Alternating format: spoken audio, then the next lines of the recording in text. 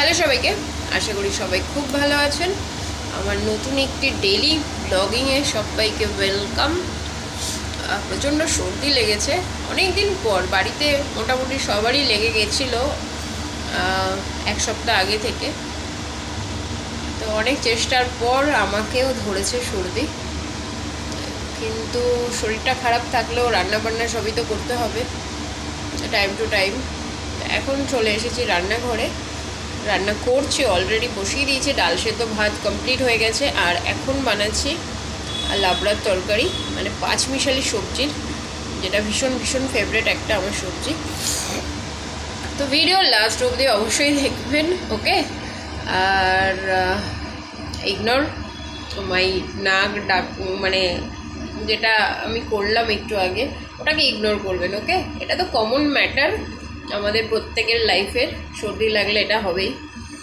Anyways, আজকের মাছের তেল করব। ভিজিয়ে রেখেছি অনেকক্ষণ, ডিপ ফ্রিজে ছিল, একদম জমে বরফ হয়ে গেছে। তো সেটাকে বার করে রাখা হয়েছে, প্রায় 2 ঘন্টা হয়ে গেছে। তো দেখা যাক নর্মাল হয়েছে কি না, ওকে? তো ভালো করে ওটা ধুয়ে ধুয়ে নিয়ে তারপরে ব্যাক ক্যামেরায় করবো, দেখাবো। কাতলা মাছের তেল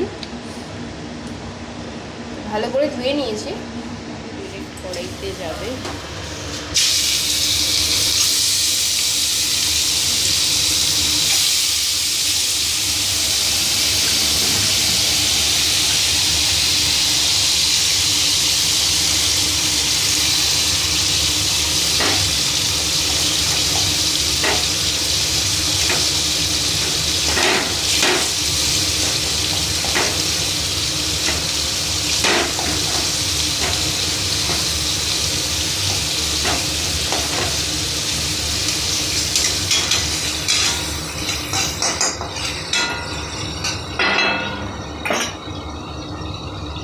কালো জিরে, গোটা রসুন,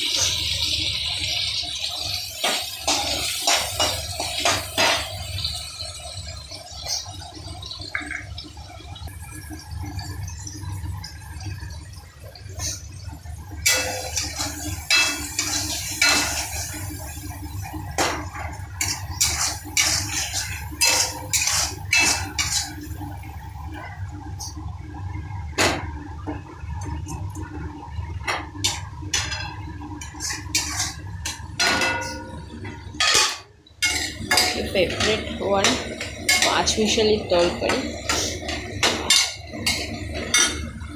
আদা দিয়ে দেবো,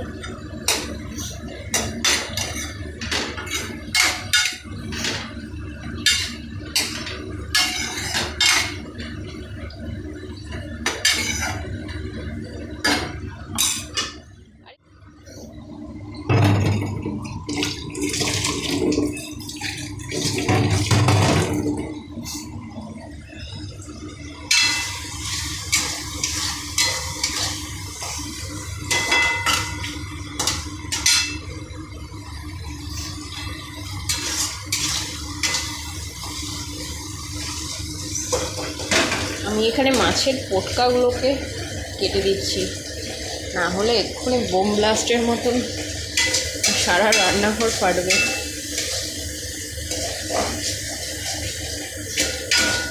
আর চোখ মুখও কানা হয়ে যাওয়ার মতন অবস্থা হয়ে দাঁড়ায় তখন। আগে থেকেই কেটে নিতে হয়, বাট আমি ভুলে গেছি। তো প্রায় হয়ে এসেছে, আর একটু হলেই নামিয়ে নেব।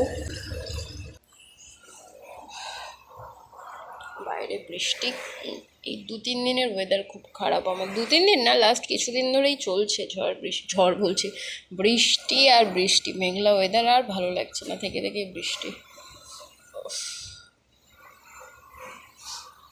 এই যে এখন এগুলোকে পরিষ্কার করতে হবে।